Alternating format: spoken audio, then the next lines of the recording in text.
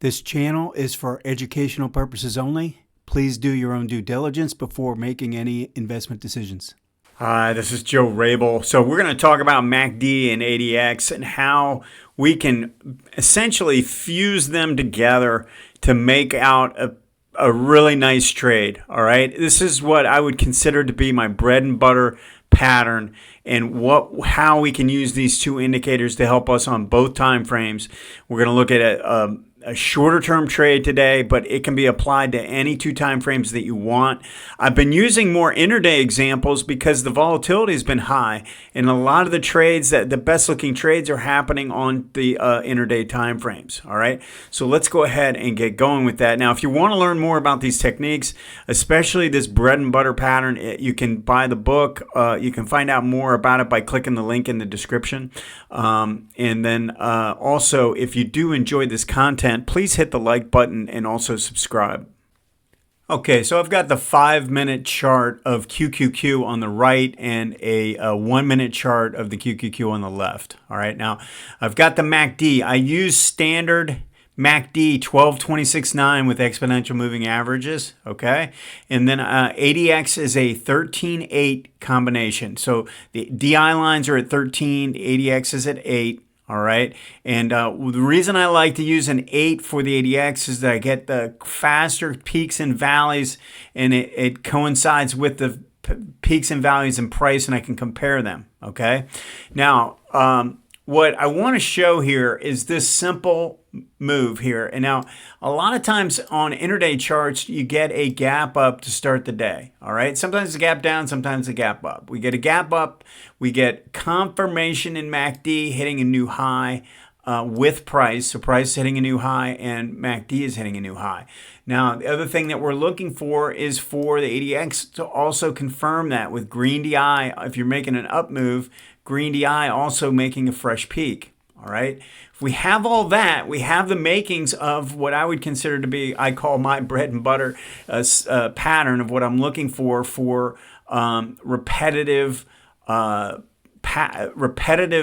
setup that I can. It's basically like flipping a weighted coin that can come up heads more often than tails. That's what we're looking for, is just to have this basic pattern that repeats over and over and over again. All right. Now, after the upside takes place, we're looking for a pullback towards the 18 and the 40 area. So in this case, we have a rising 18 above a rising 40. They're moving up at about the same rate. Now, it's okay if we slightly break the 18 or we don't quite reach the 18. We're looking for somewhere in the area of the 18. All right. That's what we're looking for. In this case, it came right back to the 18 right here. All right. Now that process started on this first move and it didn't quite reach it. Now you could have started looking for an entry on the smaller time frame, and using my approach, you would not have gone in on this move here. All right. I know there are a lot of swing trading guys out there that if you were looking at this on a daily chart, who would say, you take this entry right here. And I'm just telling you, if you go down to a smaller time frame, it will prevent you from taking that and getting maybe shaken out of it as it pulls back and tests a low or something like that. All right. So we've got the pullback. Now, here's what I say. There's a couple of things we can do when we're looking at this pullback. We can look at the MACD and see what it's doing relative to price.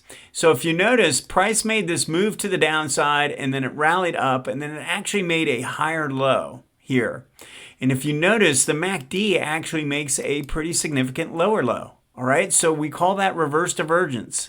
That pattern, again, another pattern out of my book, that really, I think, can give you a little bit of an edge. If it happens near the 18 or it happens near the 40, it's usually a pretty strong little signal, all right? So we have that in our favor. The other thing that we have that's really important to me is ADX is very strong. It's on the way up, but even during the decline phase where you're correcting down, both the ADX and, in this case, green DI stays above the 25 level, right in the area of the 25 level. It's a very good sign. We want to see separation between green DI and red DI. That's showing real strength in the trend. All right, the sellers are weak and the buyers are strong. The green DI represents the strength of the buyers. The red DI represents the strength of the sellers. All right, so we want to have that in place. So we have that, and that's the upper time frame. Now on the lower time frame, we've got pullback that takes place. This is the first pullback that coincides with this pullback here. And then if you notice, when we rallied up, we never closed above the 40. We made a pretty strong move to the upside, but we never really, what we did was we rallied into the zone between the 18 and the 40. This is something that I look for. Now, when that happens, we want to see what the reaction is. Does it break through the 40? And if it does, then we're looking for our first pullback, okay? If it doesn't get through the 40 and doesn't close above the 40, we look to see if it comes back down and tests this low. Does it break to a new low? Because if it breaks to a new low, then we've probably started, we've potentially started a downtrend on this time frame. All right, and that means we probably will not be taking this pullback trade at that point. All right, so we definitely want to know and see how it reacts. Well, if you notice, it actually came down and tested this area, and then look at the strong green bar that shows up right as this is triggered, right as this is starting to click to the upside. So that's really on this green bar here. So this is what we're looking for. This is the type of pattern we want to see as we're looking for a trigger. So we go into the zone and we come out, but we don't go to a new low. Once that happens, we're looking for a sign, especially a big green bar to show up. If that happens, that's typically going to be the trigger I'm using to enter into the trade on this time frame. Remember, I'm not buying the 1 minute trade. I'm just using the 1 minute to help me enter on the 5 minute trade. All right, so I refer to this, I look at these two time frames together side by side, and it really doesn't matter. I can do this in any two time frames, in any instrument that trades enough and has enough movement. A 1 to 5 ratio. So this is 1 minute, this is 5. So that's a 1 to 5 ratio, right?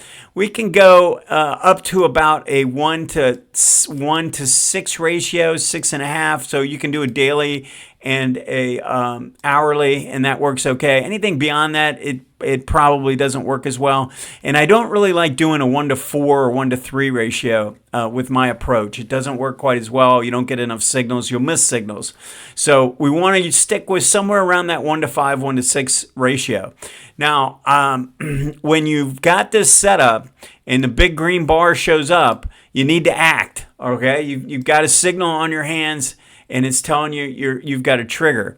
Now, in the case, and the way and what I've been teaching, especially what I've been talking about on this channel recently, we want to look for a period where the 18 is starting to curl up on this time frame to match what's going on this time frame. This time frame has a rising 18, so we'd like to get this starting to rise. And if you notice, even though you had a monster green bar, this was still not quite rising.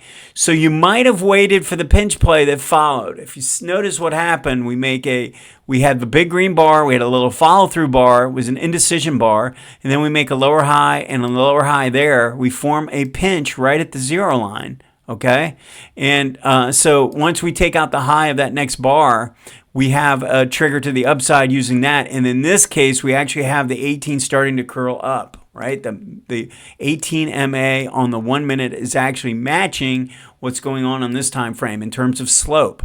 So you can do that if you want. I typically will go ahead and take the green bar thinking, I think the midpoint of that green bar is going to hold, and if it does, then we're going to hold the 18, and that 18 is going to start to curl up anyway. All right. So that's my thinking, but you can always wait for a little bit of confirmation using the pinch play that follows after that. And we're looking for a match between those 18s. That's very important as much as possible. All right. So this is the combination I would be looking for. And again, this could be a monthly time frame, and this could be a weekly time frame. And the patterns mimic them. I mean, you cannot believe how fractal these setups are. It's amazing how often we'll see a pattern show up on a 5 minute chart that looks something like a weekly, all right? Or we'll see something that develops on the monthly chart and it looks something that I saw the day before on a 10 minute, okay? So don't get too wrapped up in what time frame it is. You can definitely do these on longer term trades. That's what I do. I spend most of my time looking at longer term patterns just like these, okay? Let me know if you have any questions. See you next time.